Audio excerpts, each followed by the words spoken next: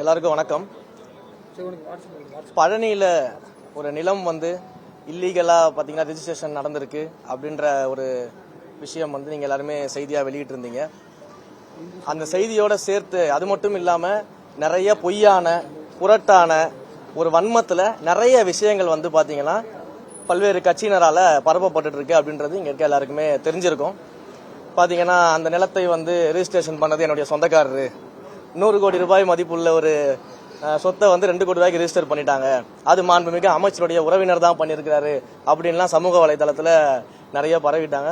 உண்மையிலேயே அப்படி ஒரு உறவினர் எனக்கு எங்கேயோ இருக்காங்கன்றதை கண்டுபிடிச்சி சொல்லிருக்காங்க பாருங்க. எப்பேற்பட்ட கண்டுபிடிப்புன்றதை நான் இன்னைக்கு தான் பார்க்குறேன். இப்படிப்பட்ட உறவினர் எனக்கு அங்கே இருக்கிறாங்கன்றது எனக்கே இன்னைக்கு தான் தெரியும். அப்போ அப்படிப்பட்ட இடத்துல இந்த மாதிரியான ஒரு பொய் செய்திகள் எல்லாம் வந்து பரப்பிட்டு இருந்தாங்க. அடுத்தது ஏதோ அரசாங்கம் வந்து கவனம் செலுத்தாம அரசாங்கமுக்கு தெரிந்துதான் இதெல்லாம் நடக்குது, அமைச்சர்களுக்கு தெரிஞ்சுதான் இதெல்லாம் நடக்குது அப்படின்றது போல பல பேர் பல்வேறு விஷயங்களை பொய்யாக புரட்டாக சமூக வலைதளங்கள்லயும் சில யூடியூப்களிலும் பாத்தீங்கன்னா பரப்பிட்டு வராங்க. ஸோ அதற்கு ஒரு விளக்கமாக தான் இந்த விஷயத்தை நம்ம சொல்றோம். என்னென்ன நடவடிக்கைகள் நம்ம எடுத்திருக்கோம் அப்படிங்கிறத நம்ம சொல்றதுக்காக தான் முக்கியமா இன்றைக்கு செய்தியாளர்களை சந்திக்கிறோம். இந்த பழனியுடைய அடிவாரத்தில் இருக்கக்கூடிய தண்டபாணி மடத்துக்கு சொந்தமான அந்த நிலத்தை பொறுத்த வரைக்கும் ஏற்கனவே பாத்தீங்கன்னா பலமுறை அந்த இடத்தை வந்து ரிஜிஸ்டர் பண்ணக்கூடாது யாருக்கும் அப்படின்னு சொல்லிட்டு பழனி கோயிலுடைய ஜேசி மூலயமாக சப் ரிஜிஸ்டர் ஆபீஸ்க்கும் டிஸ்ட்ரிக்ட் ரிஜிஸ்டர் ஆபீஸ்க்கும் பலமுறை கடிதங்கள் வழங்கப்பட்டிருக்குது. நீங்க அந்த கடிதங்கள் பாத்தீங்கன்னா 15/9/2025, 16/11, 25/12 போன 2025 பாத்தீங்கன்னா இந்த கடிதங்கள்லாம் நம்ம வழங்கியிருக்கிறோம். இதை தாண்டி கடந்த மார்ச் மாதம் 2026 மார்ச் மாதம் 27ஆம் தேதி அன்னைக்கு வந்து பாத்தீங்கன்னா அந்த லேண்டை வந்து திரும்ப ரிஜிஸ்ட்ரேஷன் பண்றதுக்கு ட்ரை பண்ணிருக்காங்க. ஒரு ஃப்ராட்லன்ட் சேல் டீடை வச்சு ரிஜிஸ்ட்ரேஷன் பண்றதுக்கு ட்ரை பண்ணிருக்காங்க.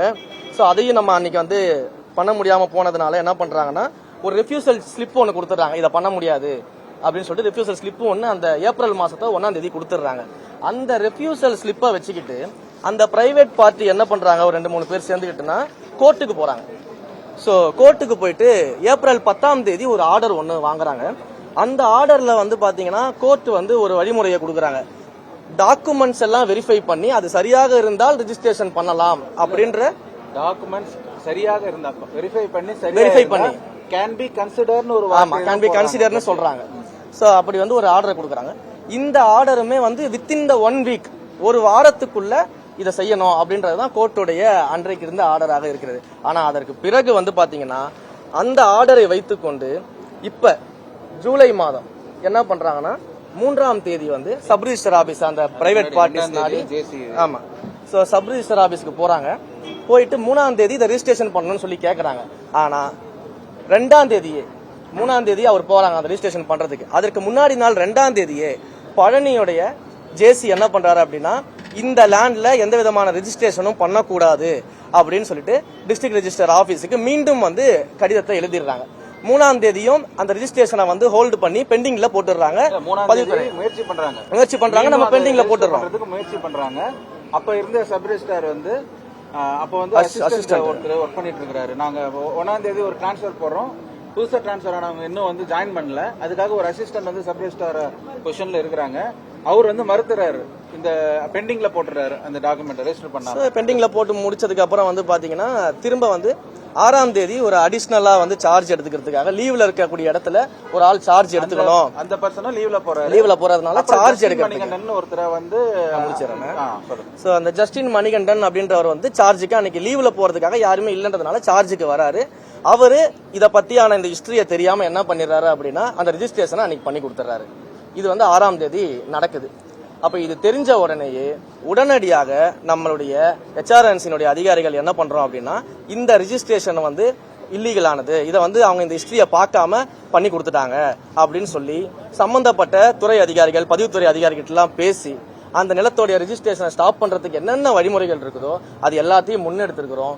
கோர்ட்ல இது சம்பந்தமான வழக்கு இருக்குது. இன்றைக்கு அந்த வழக்கு வந்து விசாரணைக்கு வந்துச்சு.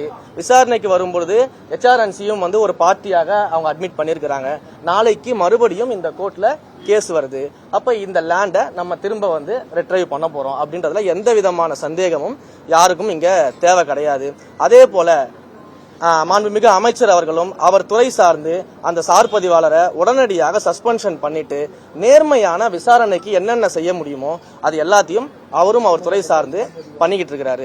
இப்படி லைன் பை லைனா ஒவ்வொரு ஆக்ஷன்ஸா நம்ம எடுத்துட்டு இருக்கும்போது, ஏன்னா நாம வந்து ஒரு அரசாங்கம் நடத்துறோம், சட்ட ரீதியிலான முறையில நம்ம இந்த விசாரணை நடத்துறோம், நடவடிக்கைகள் எடுக்கணும்னு சொல்லிட்டு இது ஒவ்வொன்றா நம்ம பண்ணிக்கிட்டு இருக்கும்பொழுது இந்த விசாரணையை வந்து என்னன்னே தெரியாம என்ன நடக்குது, அரசாங்கம் என்ன பண்ணுது, இது எதையுமே தெரியாம பொத்தாம் பொதுவா வந்து அமைச்சருடைய உறவினர் வந்து இந்த லேண்டை வந்து வாங்கிட்டாரு, அமைச்சரோட இதுல கை இருக்குது, அமைச்சருக்கு தெரிஞ்சுதான் இது நடக்குது அப்படின்லாம் ஒரு பயங்கரமான வன்மத்திலையும் இந்த அரசாங்கத்தின் மேல ஏதாவது ஒரு ஊழல் கரையை வந்து நம்ம பண்ணிட மாட்டோமா அப்படிங்கிறதுக்காகவும் எதிர்கட்சிகள் கங்கணம் கட்டிக்கொண்டு வேலை பார்க்கறது நல்லா தெரியுது.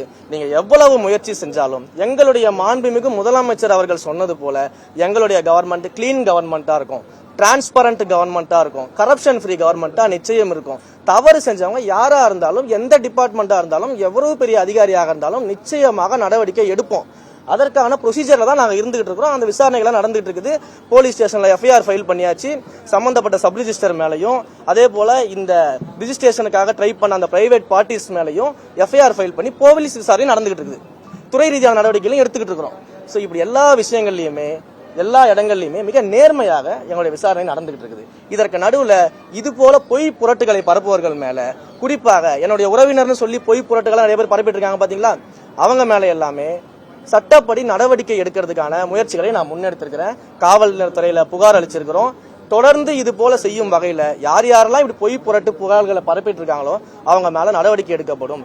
ஒருவேளை என்னுடைய உறவினர் தான் அந்த 100 கோடி சொத்தை வாங்கினாரு, அவர் தான் 2 கோடிக்கு பண்ணிட்டாருன்னு யாராவது நிரூபிச்சு ஆதாரம் இருந்தா காட்ட சொல்லுங்க. அப்படி எந்த ஆதாரமே இல்லாம பொய்யாக புதுசா ஒரு உறவினரை எனக்கே உருவாக்கிட்டு இருக்காங்க. எனக்கே தெரியாது என் உறவினர் இருக்காங்கன்னு சொல்லிட்டு புதுசா ஒரு உறவினர் உருவாக்குறாங்க. கடந்த காலகட்டத்தில் இந்த புதுசா அப்பாக்கள் எல்லாம் உருவாக்கின மாதிரி, அண்ணன்களை பெரியப்பாக்கள் எல்லாம் உருவாக்கின மாதிரி எனக்கு உருவாக்கிட்டு இருக்கிறாங்க. அப்ப எங்களுக்கு யாரை பத்தியும் கவலை கிடையாது. எங்களுக்கு மடியில கனம் இல்லை, வழியில பயம் இல்லை. நாங்க தைரியமா இந்த விஷயத்துல இருக்கிறோம். இன்னொரு விஷயமும் சொல்றேன், கோயில் நிலங்களை பொறுத்த வரைக்கும் 1 இன்ச்சு கூட யாருக்கும் கொடுப்பதற்கு நாங்க தயாரா கிடையாது. கோயில் நிலங்களை பொறுத்த வரைக்கும் இது போன்ற இல்லீகல் ஆக்டிவிட்டீஸ்ல நேர்மையாக துரிதமாக சட்டப்படி எல்லா நடவடிக்கையும் எடுக்கப்படும் அப்படிங்கறத இந்த இடத்துல நாங்க தெரிவிச்சுக்கிறோம்.